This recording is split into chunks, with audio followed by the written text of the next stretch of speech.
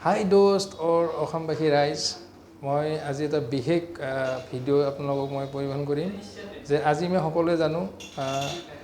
আজি চন্দ্ৰগ্ৰহণ বৰ্তমান হৈ আছে চলি আছে এই চন্দ্ৰগ্ৰহণৰ সময়ত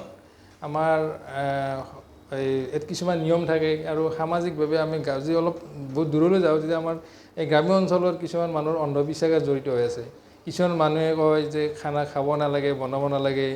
আৰু নাপায় বুলি কয় একচুৱেলি ইয়াত নাপায় নহয় ইয়াত কিছুমান বৈজ্ঞানিক হেৰি জড়িত হৈ আছে এতিয়া মই আপোনালোকক বিজ্ঞানৰ ফালৰ পৰা দুটামান কথা ক'ব বিচাৰিছোঁ যে চন্দ্ৰগ্ৰহণৰ সময়ত কোনো ধৰণৰ খাদ্য গ্ৰহণ কৰিব নালাগে বনাব নালাগে আৰু অন্ততঃ বৃদ্ধ শিশু আৰু গৰ্ভৱতী মহিলাসকলে খাদ্য গ্ৰহণ কৰিব নালাগে আৰু পূজাত যিবিলাক স্থাপনা থাকে মূৰ্তি থাকে ভগৱানৰ সেইবোৰক ঢাকি থ'ব লাগে আৰু বিশেষকৈ এই খাদ্য ওপৰত মানে বিজ্ঞানীসকলে এইখিনি কথা কৈছে আৰু আমাৰ যিটো অন্ধবিশ্বাস আছে অন্ধবিশ্বাস কোনো নহয় ভয় খাব নালাগে যে এই চন্দ্ৰ চাব নাপাৰে কিন্তু খালী চকুৰে চাব নালাগে এইটো মানে চশমা ক'লা চশমা ইউজ কৰিব পাৰে আপোনালোকে আৰু ইয়াৰ ওপৰত বহুত নিয়ম আছে এই নিয়ম হয়তো পৰৱৰ্তী সময়ত আপোনালোকক মই জনাম আৰু এইখিনি কথা হ'ল মেইন ছাবজেক্ট আৰু এই খোৱা খাদ্য মানে বনাই থোৱা খোৱা খাদ্য খাব নালাগে আৰু বনাব নালাগে গ্ৰহণ কৰিব নালাগে এইখিনি কথা আৰু বৰ বিশেষ নাই আৰু চন্দ্ৰগ্ৰহণৰ সময়ত আমাৰ যিটো অন্ধবিশ্বাস আছে গাঁৱত সেই অন্ধবিশ্বাসবিলাক আঁতৰ কৰিব লাগে মেইনলি আমাৰ এতিয়াও বহুত মানুহে ভাবে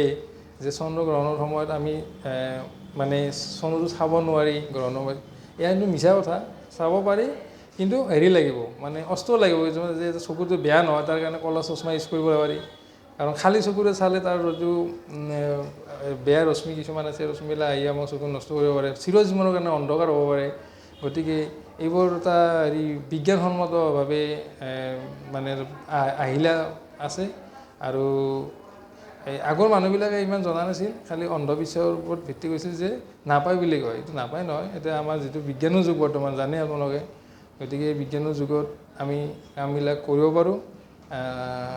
সম্পূৰ্ণ চন্দ্ৰগ্ৰহণৰ সময়ত আমি সম্পূৰ্ণভাৱে ইয়াৰ দৃশ্য আমি চাব পাৰোঁ গতিকে আৰু